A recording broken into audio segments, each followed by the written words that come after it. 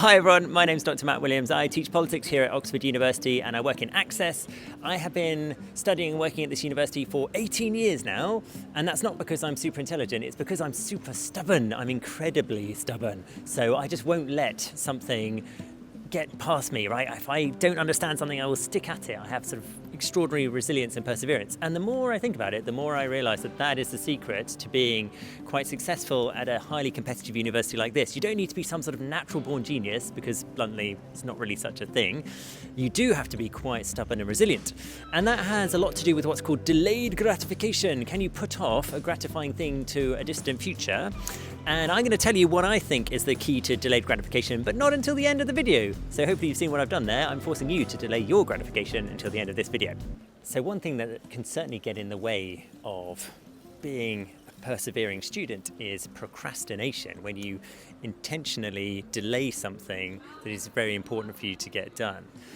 And I'm indebted to Katrin Klingsik and her fantastic paper, When Good Things Don't Come to People Who Wait, for information on procrastination. Do check it out. What she points out is that it's a very common phenomenon. It's identified in about 70% of students, and yet it's remarkably difficult to define because it can occur for a number of very different reasons and in different ways in different people. Nonetheless, about 70% of students suggest they procrastinate on a regular basis. It's interestingly more common amongst men than amongst women.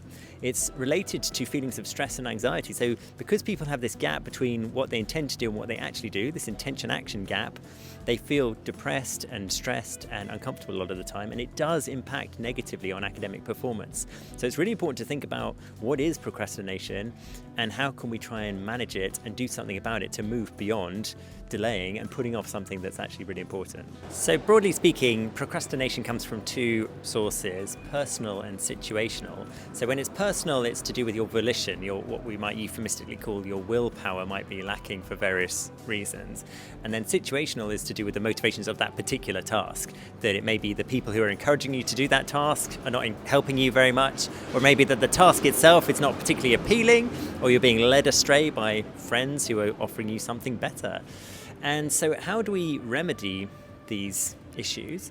Well, the first and most important thing when it comes to volition and willpower is self-care. So to make sure that you're looking after yourself, making sure that you're well slept, you're well hydrated, you're well fed, because there's nothing more miserable than trying to do a task that is tricky when you're just feeling a little bit groggy and unwell. So making sure you deal with the fundamentals first of all is always crucial to tackling procrastination, and can be easily forgotten, especially when you're a student and you've got a lot on and you may be quite stressed already. But going and getting early nights and sleeping well is fundamentally important. The next thing to consider about beyond self-care is self-efficacy. One of the most common causes of procrastination is the sense that you can't do the task, that your lack of will isn't actually so much the problem, it's a lack of self-belief that's driving the inability to move forward with a task. So you've got to remember that if you are enrolled in a course, you're there because people have taken a careful decision to enroll you in that course. It's not an accident that you're there.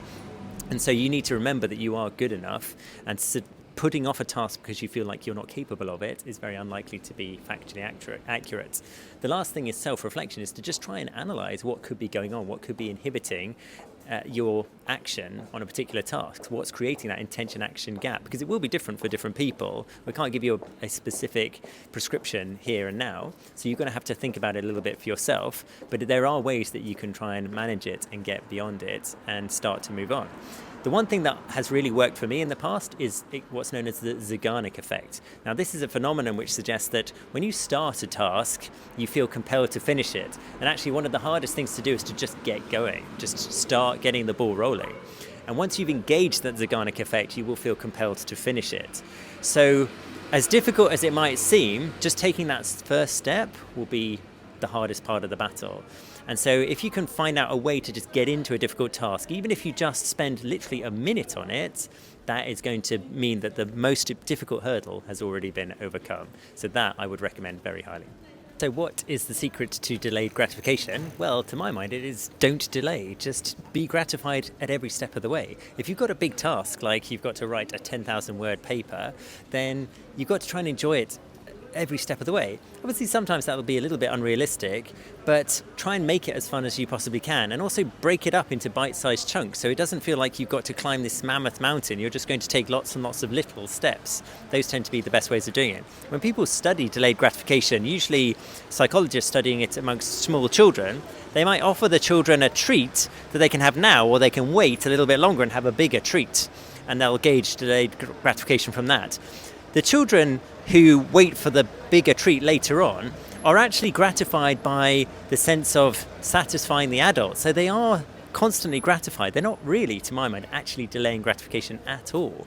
And I think that's the true secret, is you've got to try and find the way to be gratified almost permanently. This is a slightly hedonic way of thinking about a task, is that it's got to be fun and enjoyable almost permanently. And whilst that is unrealistic, as I say, to a certain extent, there are various ways that you can frame any task in your mind as something that is for your benefit, for your good, and that you are enjoying. And the more you see the positive side of it, the less likely you are to intentionally put it off and procrastinate. And that is how I've kept going at things that I found hard, that I thought I couldn't do initially, and just kept on going and kept being stubborn. And that ultimately is the secret, I think, to success in universities like this. Thanks so much for watching. Let me know what you think in the comments, and we'll see you next time. Bye.